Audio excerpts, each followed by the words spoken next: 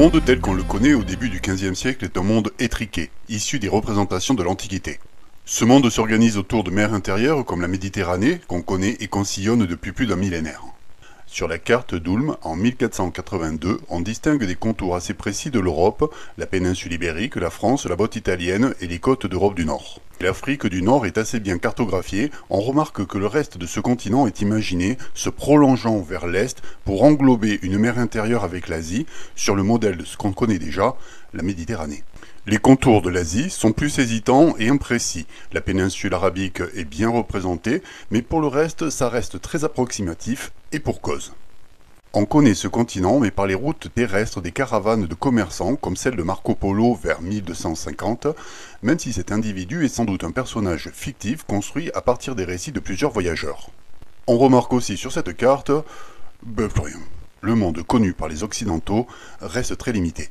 Si on prend maintenant la carte de Domingo Teixeira, qui a été faite moins d'un siècle plus tard, la représentation du monde a bien évolué. Les contours de l'Europe se sont affinés, ce qui démontre les progrès faits par les cartographes qui ont inventé des techniques de projection. Ces groupes d'experts géographes forment des écoles techniques telles que Majorque ou Saint-Dié. Ils deviendront des spécialistes très convoités par les souverains qui n'hésitent pas à les débaucher. L'Afrique a pris la forme qu'on lui connaît aujourd'hui, et les contours de l'Asie s'affinent, laissant même apparaître la péninsule indienne. Au cours du XVe siècle, les Portugais se sont lancés à la conquête de nouvelles routes commerciales vers l'Est. Lisbonne devient un grand port de commerce. On peut toutefois se demander pourquoi les Européens ne se sont pas lancés avant sur les océans. En fait, il a fallu attendre de disposer d'outils suffisamment performants pour se lancer sur les mers. Il faut déjà mettre au point des navires maniables, stables et à fond assez plat pour pouvoir suivre les côtes africaines. Il faut pouvoir s'orienter. Pour cela, on utilisera la boussole qui reviendra de Chine parmi les caravanes de marchands, le compas qui viendra d'Arabie pour mesurer la longitude et surtout, comme nous l'avons déjà évoqué, il faudra faire des progrès en cartographie et en connaissance des courants marins.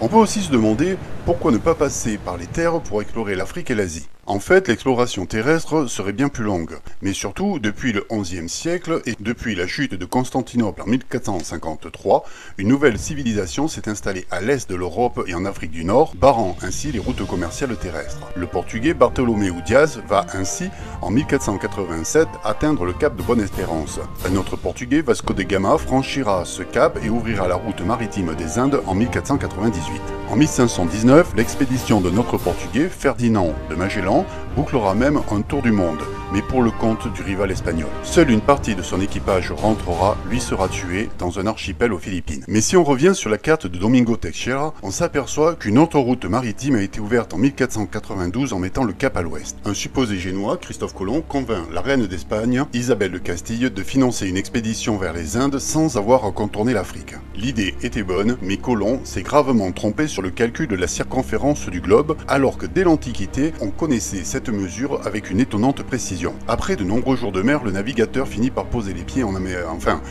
dans les Caraïbes, en étant persuadé d'être dans l'archipel indonésien. En fait, ce n'est qu'avec son troisième voyage, en 1498, qu'il posera le pied sur le continent américain. La découverte de ce nouveau continent ouvre de nouvelles opportunités pour les Européens. Dès son premier voyage, Christophe Colomb en fait part à la reine d'Espagne.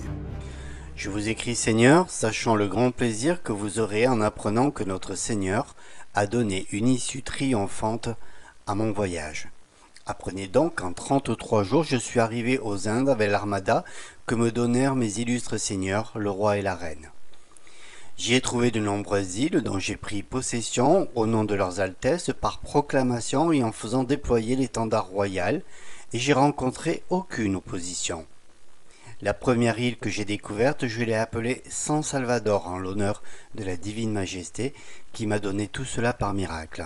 Les gens de toutes ces îles que j'ai vues vivent tout nus, aussi bien les hommes que les femmes. Ils n'ont aucune secte ni idolâtre, ils croient seulement que la puissance et le bien résident dans le ciel, et ils croyaient que moi et mes gens venions du ciel avec nos navires. Je peux assurer leurs altesses que je leur donnerai autant d'or que cela sera nécessaire, ainsi que des épices et du coton, également des esclaves que l'on pourra prendre parmi les idolâtres. Ainsi donc, notre Rédempteur a fait triompher nos illustres rois et reines et leur royaume fameux, ce dont toute la chrétienté doit être dans l'allégresse. Mais la principale richesse sera la main-d'œuvre. Des voix s'élèvent, comme celle du prêtre dominicain Bartolomé de las Casas, contre l'exploitation des êtres humains. Il s'oppose violemment à un autre homme d'église, Juan Jiménez de Sepultura, qui ne voit rien à redire à ces pratiques. L'église va trancher lors de la conférence de Valladolid en 1550. Ma décision est prise. Comme je l'ai dit, elle sera confirmée par sa sainteté et par l'Église tout entière. Les habitants des terres nouvelles, qu'on appelle les Indes, sont bien nés d'Adam et d'Ève comme nous. Ils jouissent comme nous d'un esprit et d'une âme immortelle. Ils ont été rachetés par le sang du Christ. Ils sont par conséquent notre prochain. Ils doivent être traités avec la plus grande humanité et justice, car ils sont des hommes véritables. Cette décision sera rendue publique et proclamée dans toutes les églises de l'Ancien et du Nouveau Monde. Elle va décréter que les Amérindiens sont dotés de raison et doivent donc être considérés comme les enfants de Dieu. Impossible donc de les réduire strictement en esclavage.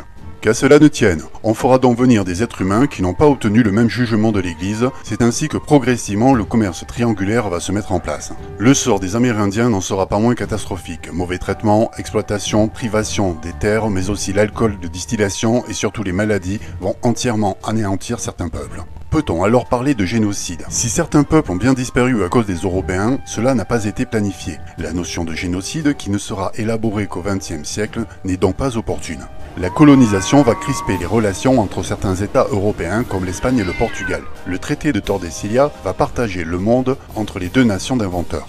Les territoires à l'est de cette ligne resteront propriété du Portugal et les nouveaux territoires à l'est reviendront à l'Espagne. Mais coup de bol, ou bonne stratégie, en 1500 le portugais Cabral va découvrir un rivage juste à l'ouest de cette ligne et permettra à son pays d'implanter en Amérique du Sud ce qui deviendra le Brésil. Si les conséquences seront terribles pour les populations locales, les répercussions des grandes découvertes seront aussi gigantesques pour les Européens.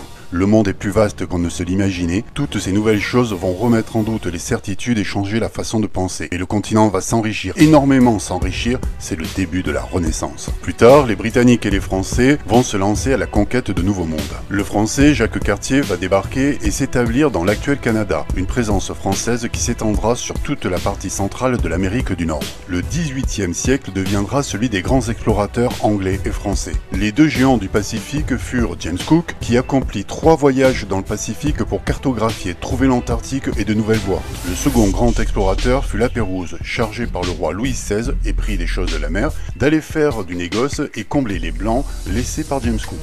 Ce sont maintenant plusieurs vagues de conquête et de colonisation qui vont se succéder autour de notre planète.